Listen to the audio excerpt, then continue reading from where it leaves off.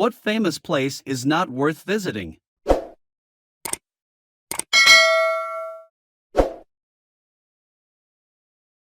Sherlock Holmes' house on Baker Street in London. Of course I love Sherlock Holmes, so as a tourist I took the tour.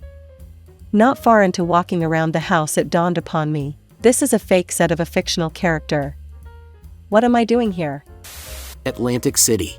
Monopoly got me good. I had to go there for a convention and was like, oh, so this is why Baltic Avenue is so cheap. Plymouth Rock, Massachusetts. Despite all the rage, it's still just a rock in a cage. According to this thread, never go to Egypt, Hollywood, and Dubai. Noted. Don't forget Plymouth Rock. Hollywood was cool for a couple days. The hidden staircases make for a fun walk through the hills, and the observatory is very cool. Other than that, I didn't come across a ton of particularly interesting things to do in Hollywood compared to the rest of the LA area the couple times I visited. Plymouth Rock.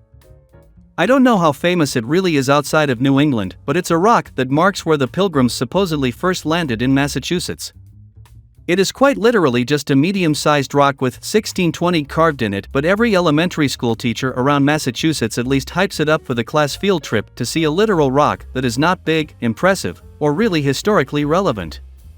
Driving an hour on a bus to see this was the most anticlimactic thing, and I would not particularly recommend.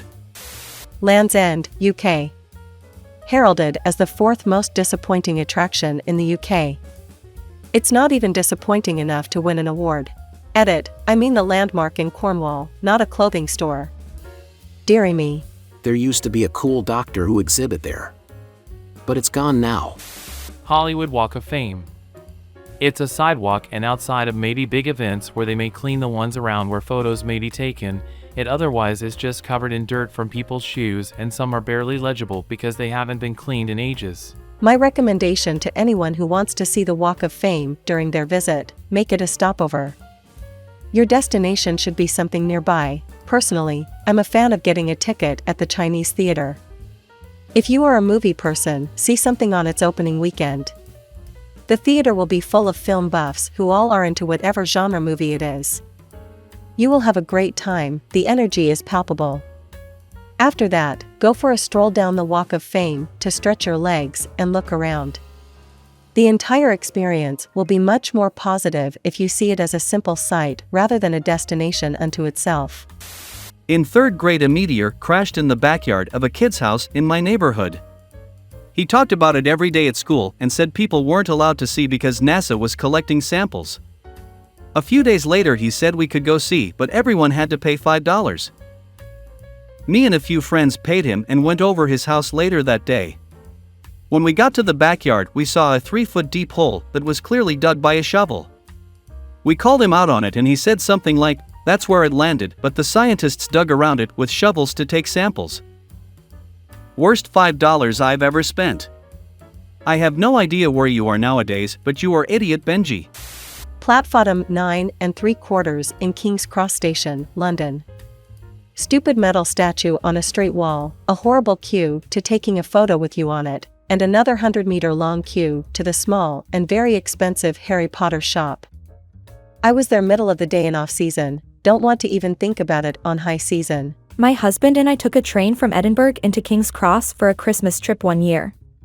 We thought, hey, since we're here we should find platform 9 March 4th. We walked the platforms in the station thinking it was actually on a platform. Ended up in a utility elevator with our luggage and a bunch of station workers who thought we were the funniest American tourists they ever met.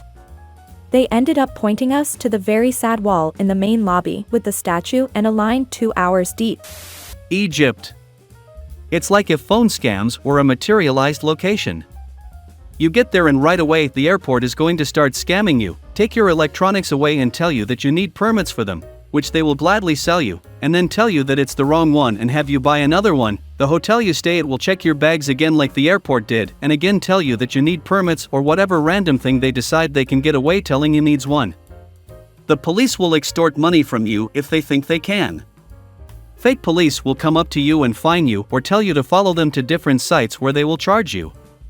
Children will run up to you and ask if you want to ride their camel very aggressively. They will cut you off with their camel and not let you move forward, tell you it's free, and then try to charge you insane amounts of money and call their camel pimp over to deal with you if you don't pay. If you don't get on the camel, they will often even get the camel to attack you. It's all pretty wild. It's not worth it. I work close to Times Square in Manhattan. If you have an ad blocker on your computer, you will hate Times Square. I absolutely hate ads, and I really like Times Square.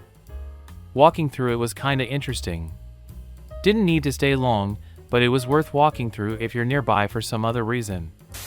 Maybe less famous than the question meant, but about 15 years ago my friends and I took a road trip to Centralia, Pennsylvania, the abandoned town with a decades-long mine fire burning under it that the Silent Hill movie was loosely based on.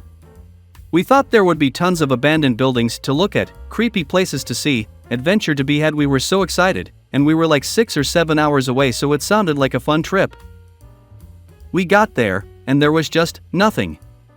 All of the buildings are gone. The creepiest thing we found was a very well taken care of cemetery, and the only really abandoned thing to see was the stretch of interstate that had been routed around, which had a little bit of fun graffiti on it back then, but in years since it's become just a giant paint stain. We ended up driving to Gettysburg instead and going on some ghost tours, so it was still a fun trip, but there was like nothing to see in Centralia at all. Checkpoint Charlie in Berlin. It used to be the border between the US and Soviet sectors, but all that's left of it is a shack and a sign, and the only thing you can do is pay to get your photo taken with someone in uniform. There's a McDonald's next to it. There is a museum nearby which is the real attraction in my books.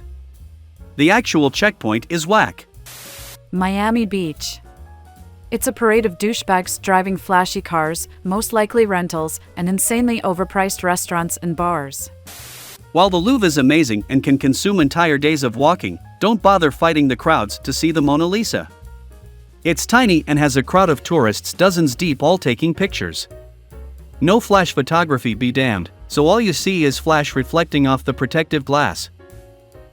Also, rumor has it that the real Mona Lisa is in a basement and that the one you see is just a very convincing replica. I went to the Louvre in 2009 and the painting opposite the Mona Lisa was significantly more impressive. A 20-foot tall canvas encompassing the entire wall. Was a very detailed painting of a courtroom if I remember right.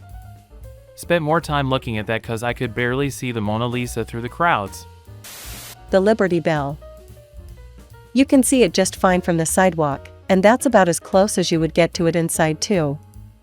No need to spend money wait in line to see it. Plus, there's tons to do in Philly besides look at a bell. Edit, I've been informed that it's free. Last time I was there, I was a child, so my memory is a bit hazy. Nelson Mandela's house in Soweto, South Africa. Dubai is a twisted parody of everything wrong with modern society, and I judge anyone who goes there for their Insta pics. The fact that as developed as Dubai is it's still so heavily reliant on skeptic tanks tell you all you really need to know. It really is like little kids playing SimCity, just putting down landmarks instead of building roads and sewers. Dubai is a fire festival made into a city. The giant housing on artificial islands everyone sees are falling into the ocean and are an ecological nightmare. Sometimes it's not about not worth visiting and more like only worth it at particular times. Empire State Building during the day? Lame sauce. You can see lots of cool stuff, but it's way overcrowded and you never get a really nice view outside. But the same visit near closing, well after dark? Wow.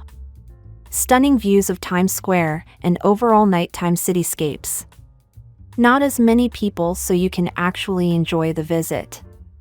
Plus the guards are super friendly, and when it's near the end of the day, they are chattier and happy to point out some cool sights you might not have thought were at all interesting.